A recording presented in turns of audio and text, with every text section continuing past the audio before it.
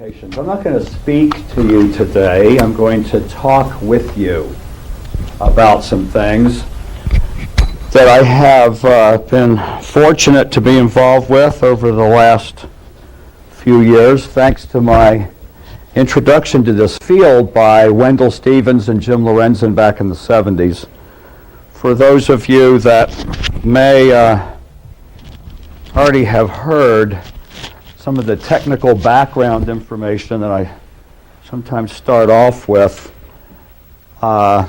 please forgive me for reviewing it again, but for everyone that doesn't have a background in image processing or analysis, I'm going to lay a framework so that some of the concepts are not in a scientific version, but in a dynamic human version so that you understand it.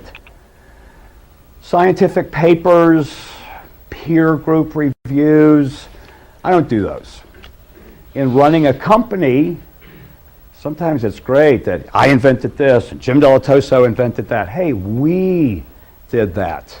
The company of people that worked together a long time. Now, it's good in having a technically oriented company to have access to the tools to use for our, quote, hobbies when we're designing this gear for other people as a design firm to design it and install it, or design it and build it and rent it out. But frequently, this gear, if you're the builder, you're the best user of the gear, including all the people on our staff. So, we're talking about computer-based image testing of the unknown. We're calling it the unknown because we don't even know if we're testing a UFO. UFO is different than unknown. It's unknown flying object, but a ghost, an angel, an interdimensional time-jumping entity.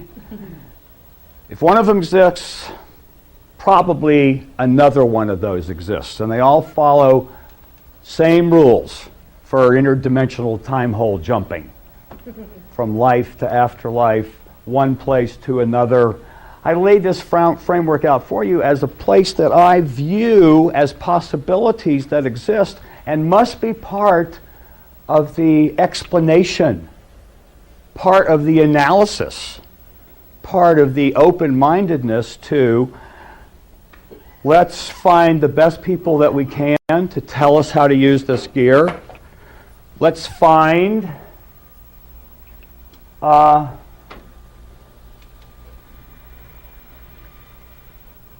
things that are in there that are not obvious at first, such as this skull that you're looking up the screen before. Now that we see it in a different perspective, does anyone see something different than the skull? Probably everyone sees something different than the skull. I find it a very interesting thing to experience artwork and imagery that have 2 and 3 and 4 and different aspects going on. Here the same. You know, we have a beautiful señorita and her Don Quixote. They're standing at the gates of forever. Or is it an old man? His head. Of course, that's obvious now. But when we're analyzing pictures of the unknown, what are we really trying to do? Are we trying to prove whether these pictures are real or not? Are we trying to find out more about it? Well, my perspective kind of changed from the very beginning in the 70s when I was asked by Jim Lorenzen if I could develop a method for analyzing a series of 40 pictures that APRO had as part of their official photo set. Wendell Stevens subsequently asked me to get involved in the Billy Meier case. Well, that isn't what we did. We, at that time, had measurement equipment that we rented out to rock and roll companies, broadcast video, laboratories, mining company, measurement equipment, oscilloscopes and beyond. We also had a production company that did sound and lasers, but we didn't do image processing. We did rock and roll tours we had rental gear. Did I mention you don't tour in the winter? Snow, trucks, bands breaking down. Don't tour in the winter or find something else to do. So we would rent our gear out frequently to related projects, generators and lights to movie companies, video projectors and field equipment to Jet Propulsion Laboratory when they were doing transmission broadcasts, because we had calibration equipment related to the vendors, to the brand names that had installed that gear there at their facility. We had nothing to do with NASA or working there yet. But we had access, got involved in a little project to provide the interface of a piece of measurement equipment, scientific equipment, measuring, extracting data on the Shroud of Turin for a documentary filmmaker, Socrates Ballas, who was making a documentary film. We figured out how to do that. We got involved at that. Met some people from Tucson, where it all started for me, who wanted us to repeat that process and develop a way to get computer pictures of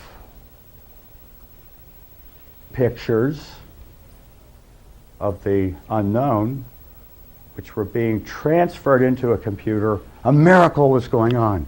Computer-based testing. Could we help APRO get involved with that? I said, well, okay, give me a couple of years. We're going to investigate it. We're going to find out what it takes to have the equipment to find out how big is it, how far away is it. That's really what you want to find out first before you say it's a flying machine from another place or it's an advanced military aircraft. How big is it? How far away is it? Is there anything unusual in it? Some of these slides and images are prepared for other things, so I'll jump over them if I do, forgive me. These are things about what we were doing. Village Labs all in the 90s as a service bureau, selling supercomputer time over phone lines. But back to 1978 and 79. The strategy that we selected for working these projects for APRO, Wendell Stevens, UFO Photo Archives, yes, and Genesis 3, was to first go to conventions and trade shows and standards associations, the big ones. Society of Photo-Optical Instrumentation Engineers, 10,000 people a year meeting in San Diego, all the latest measurement equipment, hardware, software, and we went there and had our way with them. We went around and found out what you could do with their equipment, who were the manufacturers of photogrammetric analysis and image processing, manufacturers of hardware and software.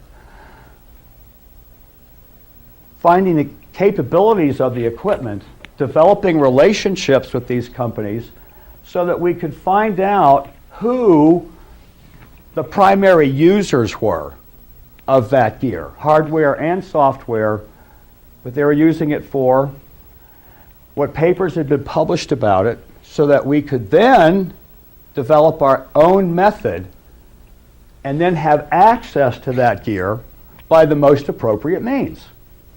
Go in and say, we're here to test UFO pictures. Or, we're here to repair a piece of your gear, and we're in, and oh, by the way, are you interested in these? Or, they're a service bureau. USC, at that time, had developed a scanner, a film drum scanner. You could buy one for about $80,000. You know, they're $40 now. For, I think it was $475 an image. Took about 2 hours to scan one. We spent a couple of grand there. U of A at that time, the Optical Sciences Department, where Brad Smith was on the Voyager project, had a guy down in the basement who was developing precise optical scanning heads for film we went there to experiment with his gear, ended up meeting Michael Malin, who was moving to JPL, where we then went to JPL, talked to numbers there. Malin eventually moved back to, I use initials, Michael Malin. Malin eventually moved to Arizona State University, eventually got a MacArthur grant for $300,000, eventually ran the Mars Observer Project as Richard Hoagland's enemy. He's the same guy 25 years ago testing UFO pictures in depth, saying no evidence of a hoax that I can find. We went to Bob Nathan at Jet Propulsion Laboratory. We went to Lawrence Lepley at U.S. Geological Survey. We went to a number of experts in their field to have them demonstrate how they do what they do, what is their opinion, what software should we go get if we want to do it. And the strategy that we had developed was to inevitably have a group of experts that had signed non-disclosure agreements, confidentiality agreements. You don't talk about us, we won't talk about you. Hey, we're the people sneaking into their labs. It's to their benefit, of course. They agreed. They're looking over their shoulders, hoping that somebody upstairs is interested enough to let it continue. Well, unfortunately, when non-disclosures are signed and people are of a habit of living up to them, if somebody calls to inquire whether or not someone was there to test pictures, let alone pictures of the paranormal, what's their answer supposed to be, and usually is, no. Never heard of them.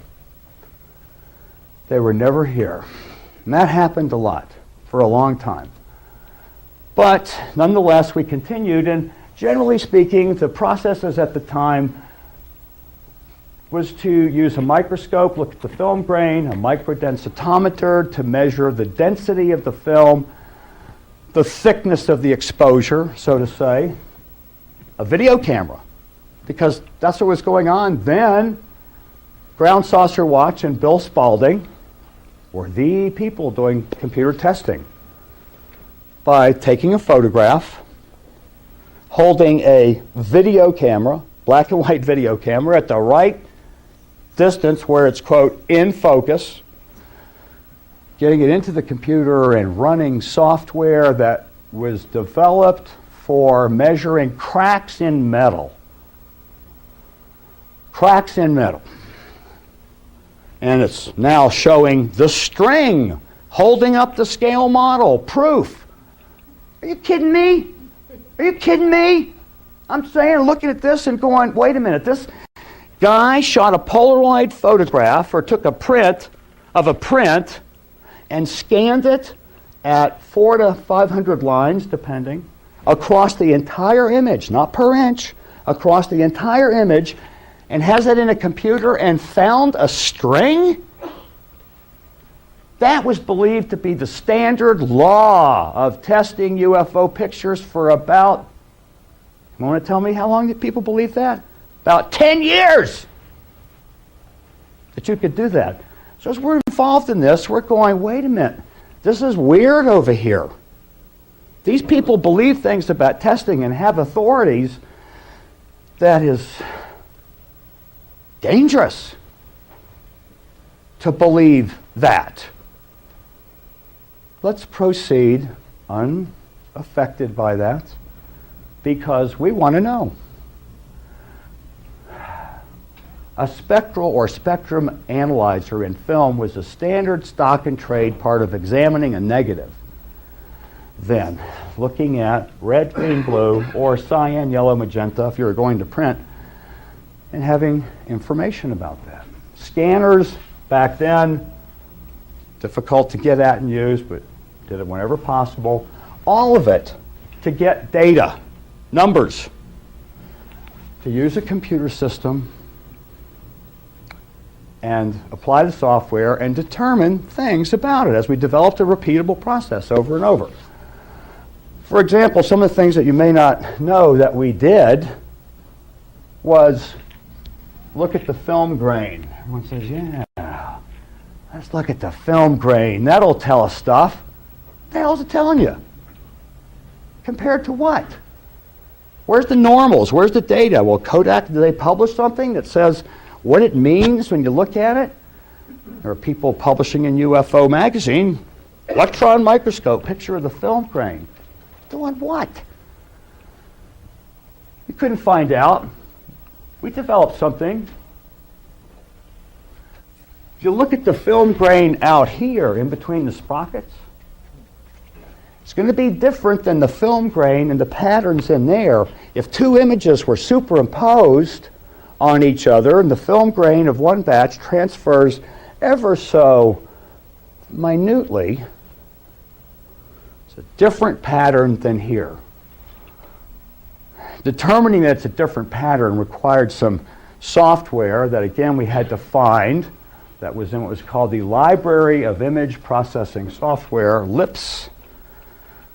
Inevitably, about 3 years into the project, we bought a number of our own systems and we're doing it ourselves. But the number of experts that we went to analyze the pictures were essentially each using a piece of all of this, or doing this part, and we were getting their opinions and providing them to other investigators, such as Wendell Stevens and APRO and others who were publishing them to an audience of rabid, mean skeptics. Skepticism is healthy. In fact, I'm a skeptic and an optimist. I'm a skeptimist. Skepticism is healthy. The boundaries are set. You don't believe it immediately without show me something sensible that will allow me to hang on to this, some factual believing, knowing that the data represents a fact that we can believe is true. No, you can't do that. It's not right. They're proven to be a hoax. They're proven to be a fraud. This went on for a long time. The process that we decided to develop was to build a database of knowns based on data and test the unknown and compare the data and see if we get a match. If we get a match, it's a known. If we don't get a match, it's an unknown. For example, fingerprint databases. Millions of fingerprints out there, mathematically defined, stored with addresses and indexes in that table, the fingerprint. We get an unknown guy. It's mathematically defined. A search is performed. A lookup table will find it or not find it. If you don't get a match, or if you do get a match, you know how to do it the same way every time. So finding those data tables and management systems was, remember our business, rock and roll tours, equipment, measurement equipment, etc., is not the kind of background that some manufacturers or some labs say, oh, come right in. Come right in. Unless you happen to bring the Moody Blues with you in order to get pictures of Voyager for their new album and tour called Long Distance Voyager, and you can walk all over JPL, including into the labs, and see your people again and come and go. It's not always that easy, and sometimes you get in trouble. But you get things as best you can. What ended up happening is the things that were evolving turned it into a business for us. Image processing, image analysis, service bureau became in fact, inevitably, our entire business. But let's not linger on any of these things too long. Making the database of knowns, there's a lot of things that you have to start with. You don't have to do all of them, but you do as many as you can. Or you know people who can tell you camera, lens, optic standards, film, tape standards, standards in lights, light temperature, light brightness, because imagery is all about light, bouncing off of an image and creating an image that either by film or by CCD gets into a computer system where you can analyze it, extract data out of it, look at it, do things. What are the standards for that? Who are the standard bearers for those? We have the camera and its media and the light. We defined it as internal.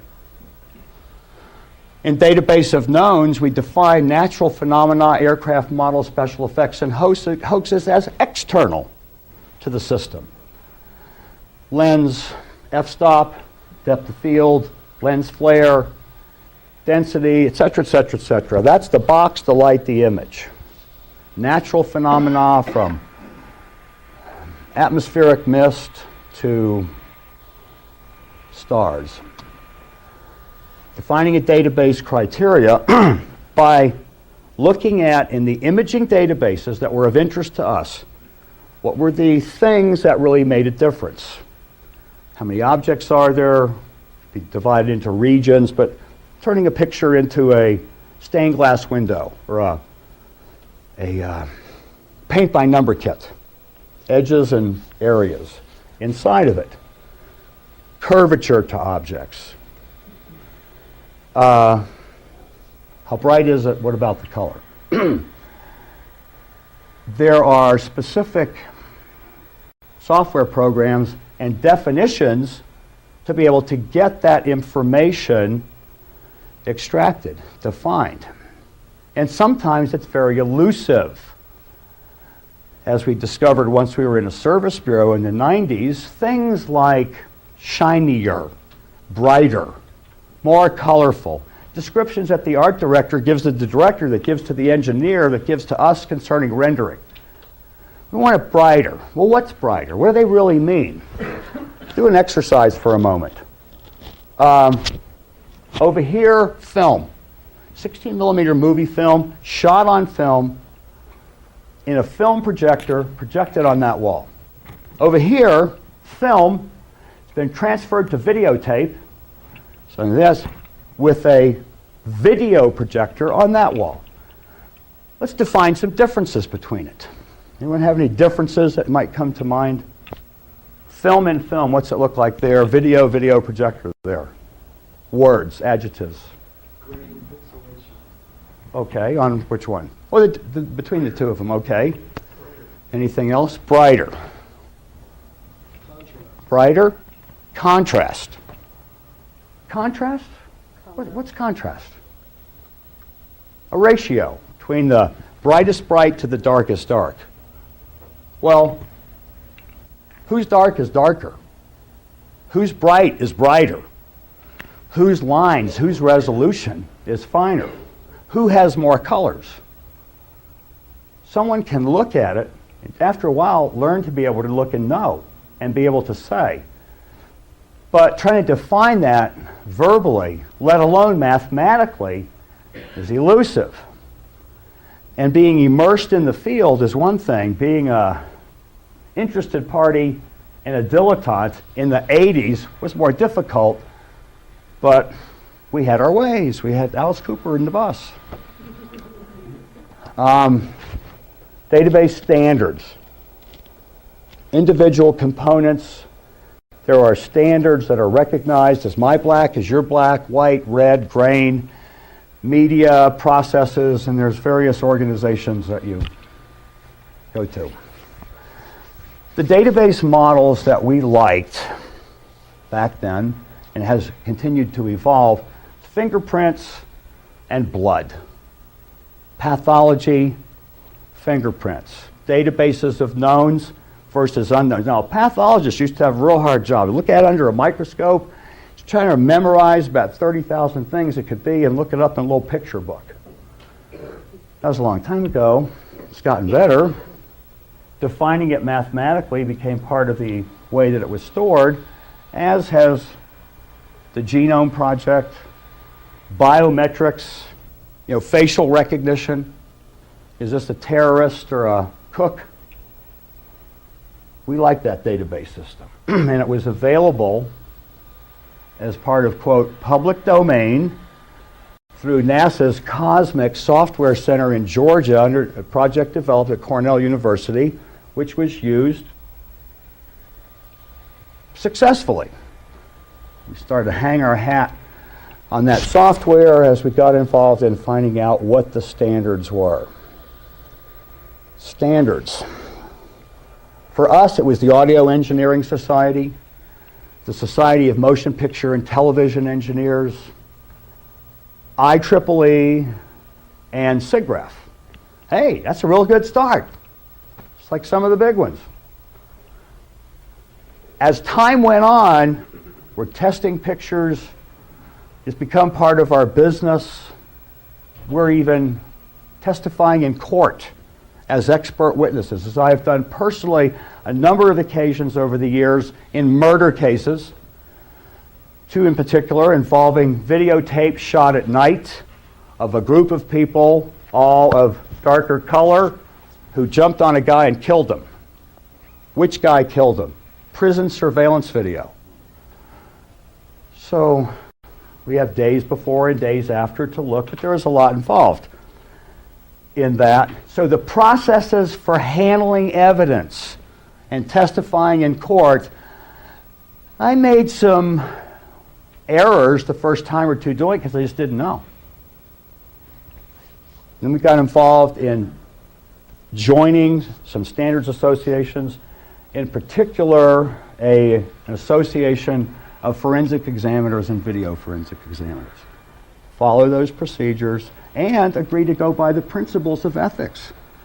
What you talk about, what you don't talk about, and that it involves a lot of people. And other people have to be able to do what you did, repeated, if it's going to be evidence. So it has to be significantly documented and repeatable. Can't be a blood test that you hold on, go, I've done this a lot. You know, I know what I'm doing. Look, hold it up the window. Well, it looks pretty good to me. That happens all the time, even to this day, in, quote, UFO photo analysis. I can't believe how many photographs are run through the emboss filter in Photoshop and pasted as an exhibit in a magazine story as it means something. What does it mean? And it's because it looks like pictures from gradient and Laplacian and high pass and low pass and Sobel, et cetera, filters of articles from 20, 30 years ago. Well, what did that mean? Where were the papers that I could read that someone has some normals to compare it to where they run that software and knows what it means? The measurement equipment early on was a spectrum analyzer, a waveform monitor, and a vector scope for film and video. We serviced all of that gear at that time as Mountain States Labs. Not only did we service it, we knew how to use it. So we could use it, and use it in very particular ways, particularly with video. Computers, image processing, was learning an entirely new area and bringing in expert people, which we did. There's a lot of things involved, from the emulsion to how you define the image and defining mathematically the film image over here and the video image over here. Looks like we have some smart people out here where it's possible that some of you might know what that means and even do it every day at work. Anyone here work in that area? Jim? Okay. Well, sometimes, even for those that work in it as an occupation, special effects, engineering, chief engineer at a television station, there's so much to know and be aware of that it takes a village. It takes a lot of calling people and having a network. It takes a lot of knowing about the tools. It takes a lot of preparing materials to brief your own staff that you're bringing onto the project. If, yeah, we're going to work on rock and roll tour effects, this project. Over there, we're doing some movie special effects. Over there, in this part of the lab, we're working on a airplane crash case for a court case. And at night, you, and you are going to come. We're going to work on these pictures of claims of the paranormal. What are the issues? How are you doing it? Why are we running this filter? What does it mean? Well, some of the tools, some of the software, any of these I just go by. I don't want to spend 5 hours talking about this, so some of them I'll just fly by. If you see something of interest, we'll talk about it. And then answer any questions about things. Eventually you get a bunch of gear and you start to use it and you start to extract the data. Go through a sequence to digitize making the normals. We've got our standards on optics, film chemistry, the internals of the system. Now we're going to the externals, talk to special effects people, talk to, quote, public domain, so to say, software and hardware people, NASA, when possible, and have all that set up. Now, let's go shoot pictures of airplanes up in the sky, on the runway, and let's build some model airplanes and shoot those. Let's shoot pictures of cars at different distances and shoot them going down the road where there's telephone poles. Let's build some scale models of cars and shoot those. Let's build some scale models of UFOs and shoot those. So we've got column A, column B filled, column A, column B filled, data that we can compare. So we've got over here models of UFOs, column B filled, no column A. Hey, we've got a formula. If you can write a formula, fill in the blanks. Begin to know things. And we went to the science of photogrammetric analysis, which had grown out of the military, gathering mathematical data out of pictures to be able to better decide what to bomb.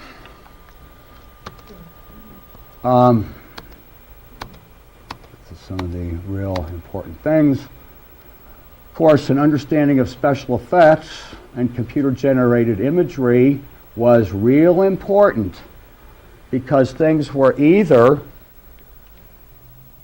mistake, a hoax done by using special effects techniques, or was an unknown. Just because it's an unknown doesn't mean it's a flying saucer. It means it's not in the database yet. Just because you're paranoid doesn't mean they're not trying to get you. An understanding of that meant talking to key special effects people, including two of the pioneers, Linwood Dunn and Wally Gentleman, Film Effects of Hollywood Company. Linwood had worked on the original King Kong. Wally Gentleman was the Doug Trumbull's teacher, mentor, John Dykstra's teacher, mentor, supervised 2001, for example, and inevitably became the chief optics engineer at IMAX. We discovered what it took to make a scale model, shoot it, and get away with it. And that's going to become important because it's going to be done later in one of the cases. At this point, we had built kind of a network. We had built the ability to communicate data over SneakerNet back in the 80s. It's really important to be able to get images from one computer to another. When we had our mini VAXs, PDP-11 minis that could do real motion video, we thought it was really amazing that we had 5 megabyte drives, 5 megabyte hard drives in the mid 80s. And to be able to route things and have a database where you knew that it had gone here, but that this version that he had worked on was different than one of the same name over here with the same name on a different computer and had been updated, etc., keeping track of all that. That's even hard now. You know, external drives, B, C, D, E, F, G, H, I, J, K drives, where you've got files named the same thing that are over on this one and that one and what project and which one replaces it. It's a very difficult thing to do and keep track of them. But fortunately, we were able to have databases going for our work to be able to keep track of all of the images that we were doing that were now starting to flood in. And we get pictures of all kinds. Oh, by the way, we built that database. Pictures of all kinds, from suspicious looking ones to military ones to lights to hoaxes created on purpose by UFO investigators to see if we knew what we were doing. We never charged, by the way, not one time ever, even for gas. Bad, wrong, bad form, bad ethics. You do not take money for testing these pictures. You know why? Took money. He was paid to do this. Even if you're interviewed on television, no money. And there's a lot involved sometimes. Lot of time. Sometimes you can do a picture in a mere 50 hours. Filters, good filters that are extracting out information, analyzing, can take a minute, 2, 3, 5, 10 minutes, an hour per filter. Video, 30 frames a second, got 2 minutes of this. How much of it do you have to test to compare one frame to the next to be able to make a statement, to make a determination? Before someone says, you didn't do that, correct, you should have done that, that's wrong.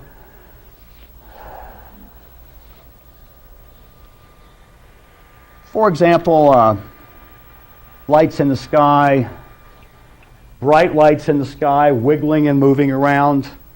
You've got to go out there with a flashlight in the dark and move it with the shutter open and wave a cigarette around like that, have a camera open, moving it around, and do a lot of those to be able to say, this is what happens when it's a long exposure with a light.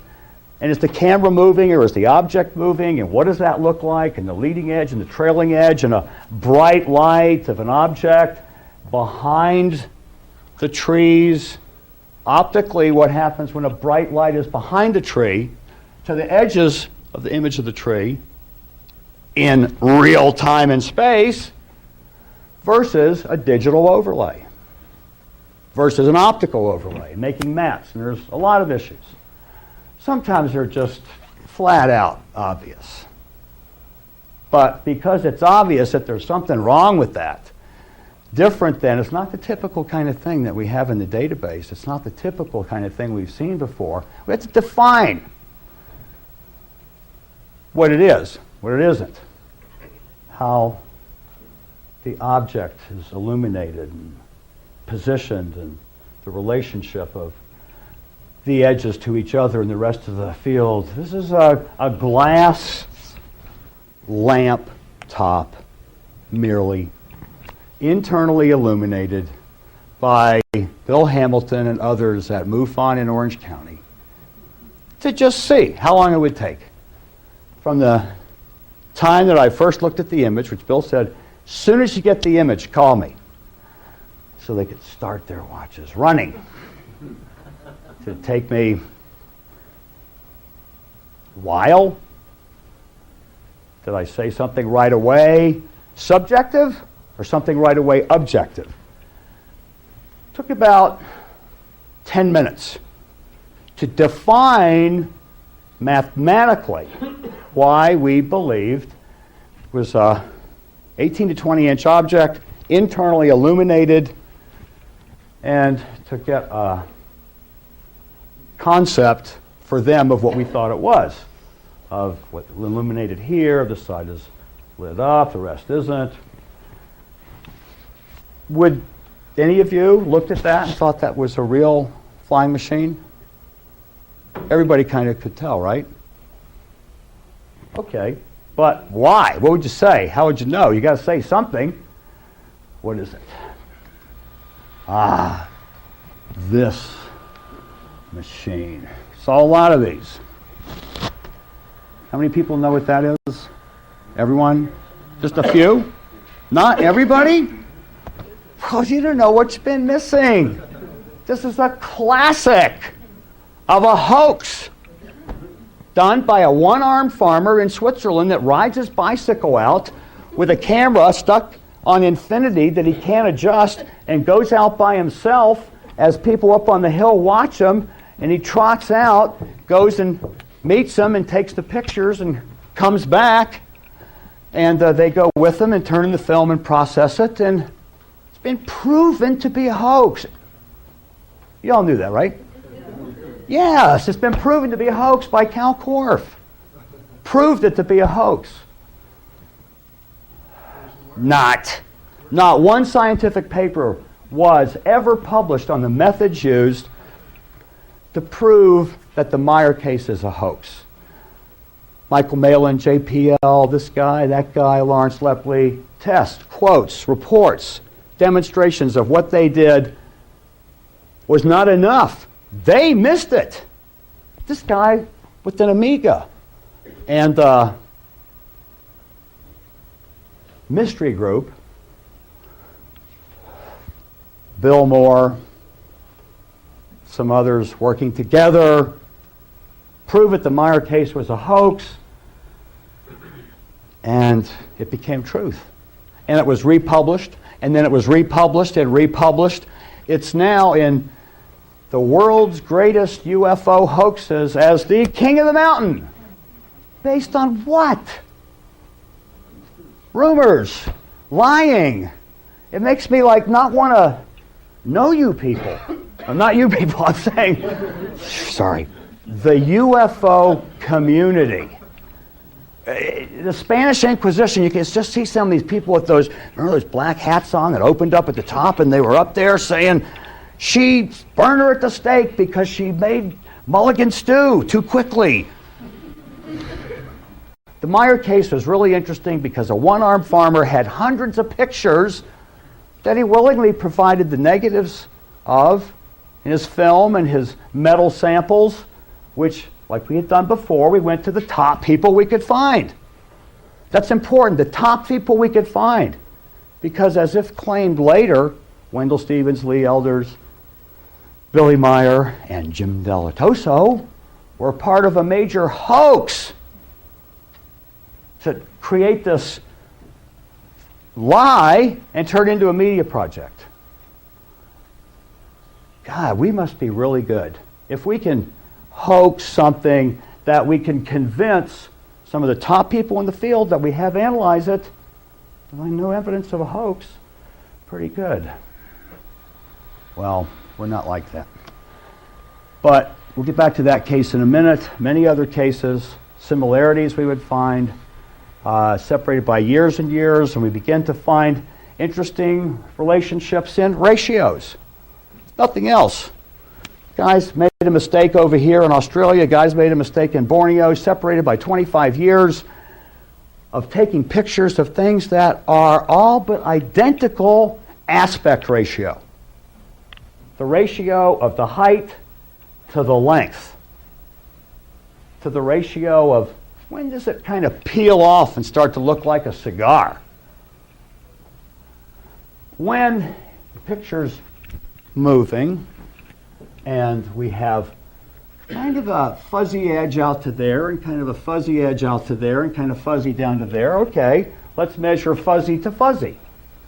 Fuzzy logic. Let's measure sharp to sharp to sharp. There's a lot of information in out of focus pictures. You take a picture of a bright light, when it goes out of focus it looks like Batman wings frequently, and there's all kinds of little information inside of that, so we look at that too. The aspect ratio became an important thing in the data, just the coincidences of a way of categorizing. We get fireballs, we get weird daylight still things, we get orbs. You think you got orbs? We get orbs. First and foremost, the principles of photogrammetric analysis and how do you use the most fundamental equipment to get numbers out of a picture to say it's this big and this far away. Studied that first. As photogrammetric analysis developed, an understanding of the edges became a real key thing. We started chasing edges and light properties. Now let's hang on the light properties for a second. Light. Can you make it brighter in here, please? Can you make it, I'd like to have a little amber light over there, and I'd like to have a little green light over there. Green light. Oh, but wait a minute. Isn't that fluorescent light a little green? Isn't that light a little amber? What does it take to know how much green and how much amber? The color composition of light. Counting pixels became important. Contour of things, duration of how long an event happened, and the relationship known as sigma delta modulation. Sigma is a single number that is the mean, like the population center of the United States is in, East Osborne, Kansas, where nobody lives. The average mean generally is a spot where there isn't really anything, but it's the average mean of the amount of brightness, the amount of a certain color, the amount of deviation, all as a ratio becomes a single number known as the sigma. The delta is a change. We've got one picture, we've got a sigma. We've got a bunch of data, brightness, color, edge properties, all kinds of things. In moving video, if we have one frame, that's a sigma. But what you really want is a sigma delta. The change from one to another, because it can tell you all kinds of things. Like 3D stereo information. Like, is it flickering or not? Light, is it moving or not? Or is the camera moving? Bright lights. Start with some bright lights, and we're going to do some things to it. We're going to start with the light, and after we use telepathic powers to get it into the computer. Oh no, scanner. Digital camera, analog camera, frame grabber scanners, a number of different ways. You all do it now. This is an example of across one line the amount of red, green, and blue information in every pixel on this is there, 0.0, this is there. So we could break it up into 1,000 units, 10,000 units. This isn't in pixels yet, it's just an arbitrary scale. Now, travel across it to find the amount of red, green, and blue at every pixel along the way. And go through the entire picture and do that. Get a huge table of just the brightness, the histogram. First pass. Well, then say, okay, we got all the red, green, and blue there. Let's take the blue, and we want to see the mean. The average of the blue, if it was a straight line. The deviation, the average deviation from the mean. The x and y axis. Various data, because we're going to store it all. Not only use it for doing image processing and subtraction and analysis and filters later, but we're going to use it to see if it's moving or changing. So, the beginning point, that's what it's essentially about. Everyone understand that? Because it's kind of an important thing. If you could draw a graph, have a dial over there to turn on the dining room chandelier, and we give you a piece of chalk and say it's dark. And as the light comes up, we want you to draw a graph. Okay? And when it's on, just keep walking until we turn it off. And then you draw it off. That's what this is doing. With precise color separation. In the red, green, and blue domain, because that's where a computer and video works. Remember, RGB guns, red, green, and blue. Printing, mix and paint, a little different. What's that called? Anyone know? You've heard it before. Cyan, yellow, magenta, black. CYMA, sometimes it's called, or CYMAC. Oh no, that sounds like Sigma. What if a rookie over there is eavesdropping, and here's people talking about doing the sigma test, the sigma test, the sigma test, and is reporting to his astronomer friends that these people were doing some kind of spectrum analysis sigma test. First of all, an astronomer is doing a different kind of spectrum analysis. These kind of communication problems not only exist, but many of them are still unresolved. And what do the words mean? What does it mean when you're doing a histogram analysis of unknowns? Forget about these numbers for a minute. Just look at that, and then look at that. Do you think that this and that are out of the same piece of video, separated by a little period of time? No. Could be, but no, probably not, because there's a couple points where they're different enough. Yeah, you're right. No, they're not. I skipped one. Lots of airplanes. Airplane lights, afterburner, helicopter lights, all kinds of lights. We got lights. Here's their histogram. Flares. We got all kinds of flares. Thousands of flare pictures, because thousands of flare pictures are published by the manufacturer as part of the specifications. Brightness, wavelength, etc. Duration on and off time. We also did a lot of our own by going to the Barry Goldwater grounds and other places with flares manufacturing experts and same people that had shot unknowns that were alleged to be flares, same people, same cameras shooting flares with experts, compare them. Sometimes you got to go to a lot of extra effort when you'd rather be doing something else, just because a naysayer won't let up. And frequently they don't let up. Hale-Bopp was out during March 1997 when the Phoenix lights happened. A lot of people were out looking at Hale-Bopp. More people than usual were out. In fact, astronomy classes at ASU were out on the roof that night of March 13th at 8:30 when these lights flew right over the airport. Whole class. Oh, that was weird. Must be some kind of test.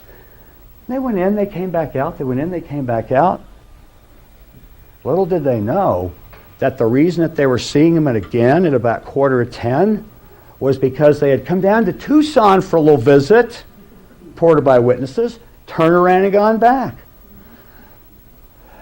Hale-Bopp was out that night. Something happened called the Phoenix lights. We'll get to that in a minute. A little bit about measuring light. Now a little bit about measuring edges. Measuring edges. Now in real life, I mean, everyone here is in focus, right? I mean, in real life, everything is in focus. Focus changes when you put a lens or a camera there. And the lens and the f-stop, like a little pinhole, you know, the f-stop looks like an iris. You open and close it. The smaller it gets, the more bonus focus you get. Real tiny f-stop. In fact, for those of you that can't see very well, you know this, right? You wet your fingers, you push them together and make a little hole. Just like that. Look through that hole. It's a miracle! I can see the clock. I can tell what time it is from here. Well, that's the f-stop. There's the lens. There's the depth of field of how much is in focus. How much is in focus? So things that are in front of and things that are beyond the depth of field are not in focus. But they're in focus differently. Things that are in front of the depth of field are out of focus differently than things that are beyond the depth of field are out of focus. Walt Disney's team knows that. Doing animation, layers of glass. We're going to paint the close-up trees on a certain piece of glass a certain way, and then we're going to paint the mountains and the hills different ways on different pieces of glass in order to make it look like Bambi is really jumping through all that. Now, for those of you who paint, okay, those of you who use a paint by number kit, okay? Come on, you can admit it. Anyone ever done it? Mm-hmm. Yeah, I love it. You're the only people I've ever told that, okay? So no talking about that. Paint by number kit. Fill in the blanks. How about a real painter? A couple real painters in here, yes. Could you help us all, please? We'd like to know what you would do if we gave you a canvas about this big and we said, we want you to trace that clock, make 2 circles here, and we want you to paint this circle so that it looks like a basketball at about right that distance, and we want you to paint this one so that it looks like the moon, real far away. What might you advise us to do? Put a shadow underneath the one that... Shadows are real good, right? That always works. You know, you're right about that, but it's not allowed, okay, in this situation.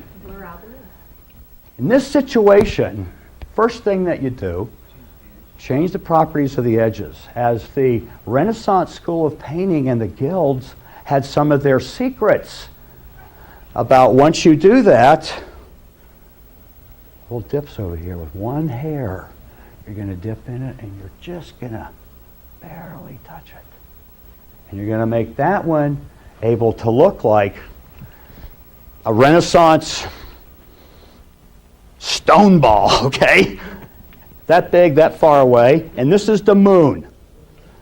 We're going to do some things to the edges. Well, what if the guy doesn't have any glasses on? Okay, and he can't really tell the difference. What else are you going to do to it? We'll get to that in a minute. Picture can have the edges extracted out, and there's a lot of filters of ways to do that. Even Photoshop has a whole slew of really good ones that a long time ago cost a lot of money. Now they're right in there. But being able to convert a picture to a line drawing is one thing. All the data that's in there is another thing.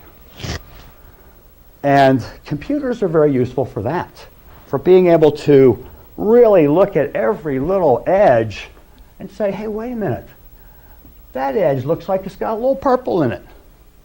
That edge doesn't look like it has any purple in it, but that one does. What does that mean? Does it mean anything? Maybe. Maybe it helps us know the direction that the light is coming from on the subject, maybe.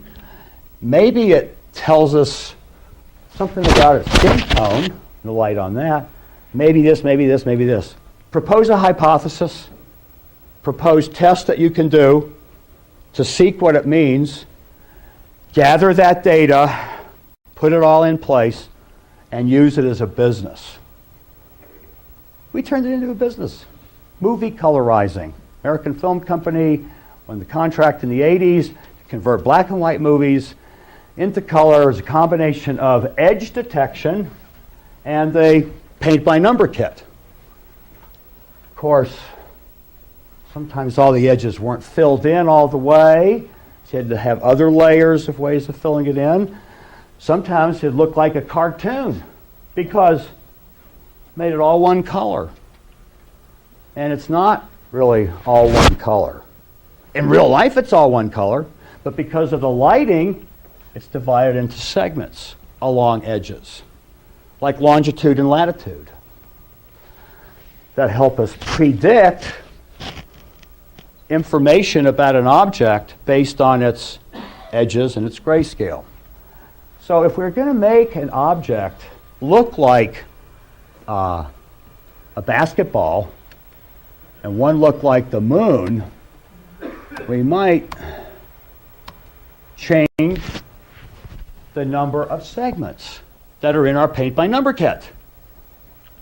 That the smaller you want an object to be, the fewer the number of segments you have. The larger you want the object to look like it is, the larger the number of segments.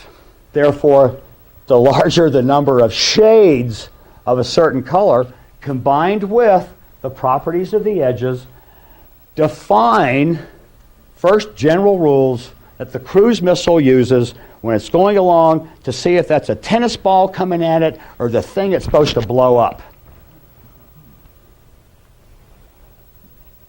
CAD.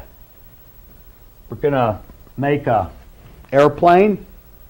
We want it to look like it's 22 feet or 48 feet. You don't just scale it up. You've got to add more segments. That's what's happening when you're changing the diameter. You're not just blowing it up like blowing up a picture. Changing more than one thing. In the vector domain.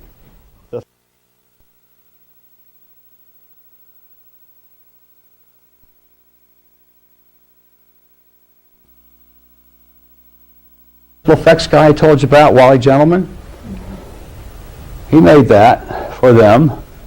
Nobody told me that when they came back with the new Billy Meier pictures for me to test that they were that. These were the new Billy Meier pictures.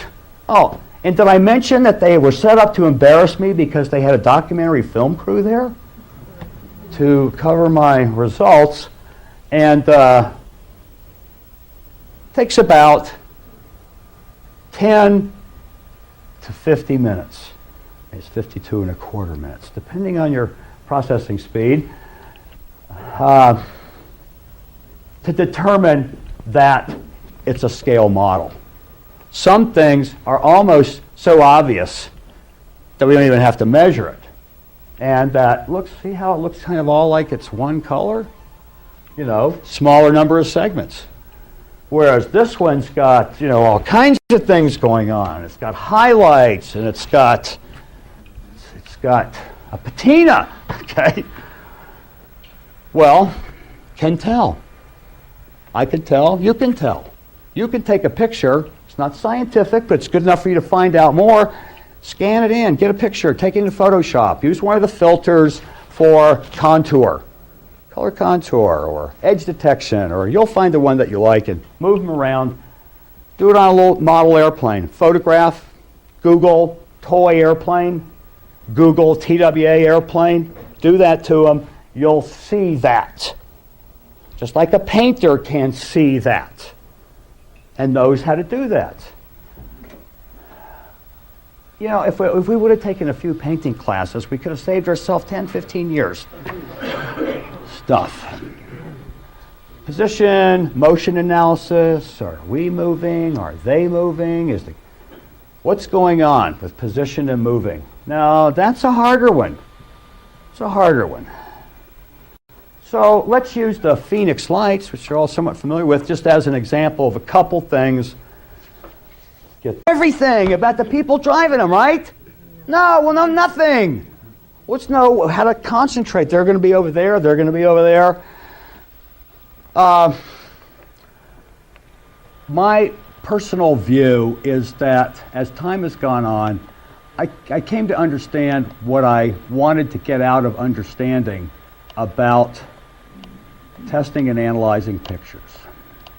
I came to then understand that kind of about people feeling like if they see something or take pictures that they can go somewhere because they don't have to keep it a secret and maybe they won't be ridiculed, but you know, there's a freedom to most likely not be ridiculed. They might lie about you or snicker about you behind your back and call you crazy, but no longer to your face. You know? You all can walk proudly up and down the street without fear of ridicule. You know, and a lot has happened. You know, in the last 5 years, 10 years, it's almost become in vogue, you know, to be interested in the topic, isn't it? It's kind of cool. But in the end, it's about what do you tell your grandma that's the truth before she dies, and what are you telling your kids? What do you think Philip Klass used to tell his grandkids about whether it's true or not, you know? But for me, it's become about the contactees, particularly contactees that might have taken pictures or done something else, because that leads to the point of what did they say that they said, you know? And you got 1,000 people that you interview and 500 of them made a mistake, and 200 of them are lying, and 200 of them are, well, you know, not psychotic, but maybe neurotic, you know, and 99 are lying. It only takes one guy, one girl, one woman that really met him to wipe out all prior data done from afar about who they are and why they're coming here. So for me, I like the contactee cases that Wendell has steered to me. Not that he hasn't steered me a waterfall of pictures to analyze and look at, but the contactees. Billy Meier case, I find no evidence of a hoax. Some things are pretty fishy sometimes about why hey, remember the story about Billy Meier making a model and that Calcorf caught him? He made the model, and his group made the model. What do you mean he found pictures of the model? Everybody, for example. Yeah? Just Jim? What about the Billy Meier wedding cake picture? I know. It looks weird, doesn't it? All right. Now, I always have considered that what I heard in one little thing a long time ago about the beam ship was true. And that's at the top. Telescopes up and down. That thing moves. It comes up and turns. And we did little animations of that. I was told that that is the top off of the ship, and that it can get down to little if it needs to be, and that it can go bigger if it needs to be. Scientifically, Wendell tracked down Navy acoustics guy Robin Shellman, who ran the acoustics lab at Anti-Submarine Warfare Center, who had analyzed sounds for what they were compared to a database, didn't know what these sounds were supposed to be of the Meier case, and illustrated little balls orbiting and say that this one would be resonating and they would be orbiting because of the phase modulation and the change. So hey, it looks weird to me if it's supposed to be, you know, a big object. I mean, it looks like small up close, but then some of the other ones look larger. Maybe it changes. Maybe it's like Billy Meier said. Maybe I misinterpreted what he said because I like some things that are said out of it, so I overlook other things. But What I'm asking is, did you do the same photo analysis of the wedding cake pictures as you did with, like, say, the variations to it? the first round, the first 5-6 years, we had 4 pictures. 4 pictures we took around to everybody. Wendell had gotten the negatives that were in Billy's camera, took them and had laser copy negatives made. Scanned, not flash copied. So we had 2 1/4 and 4x5s, I think. Yeah, I'll say his 35 millimeter, which is what we took around to places, those 4. Said, what can you tell out of these pictures? Which is the time we were finding out about edge properties, which is one of the main things back then, properties of edges in the secret societies of image processing. And those 4. Dozens and dozens of other labs analyzed the pictures before I owned my own $80,000 computer and could analyze myself. It wasn't until the early 80s that I bought a Gould 9000. And then 2 De Anza computers, and then others and others. So the initial tests were done by others. And those photographs were not part of it. Subsequently, others have tested copies of photographs of those photographs and claimed things that indicate that they're a hoax. I haven't seen any measurements or any data scientifically that demonstrates that that is a hoax. It looks like a small object because maybe it is. Some of the communications organizations that have grown up around Billy Meier have an unusual way of presenting his experiences, the legends of Billy Meier, and defending or explaining the evidence. I'm not in that. You know, I don't participate, I'm not for it, or I'm not against it, I just state what I did. Haven't tested the wedding cake pictures, except to look at the fact that the digital pictures that I've looked at show that it's a single light source illuminating it. So it's either the sun, it's outside, or it's lights not lit from inside. And it shows to be an object about 4.5 to 5 feet of the one that's tipped up at an angle. And not the same edge properties as the one that's way off by the tree, the Christmas tree. The one by the trees, is that figured to be 4 feet diameter also? Or did it No, have a larger dimension? no. The one off in the distance is different, and the one where it's almost coming overhead with the tractor in front is different. Different to the degree that he's made 3 different models. If he's making models. If the little one is a model, he made other models too. I can't speak for what he might have done. I can speak to if he's doing hoaxes and special effects, what it might cost to do that.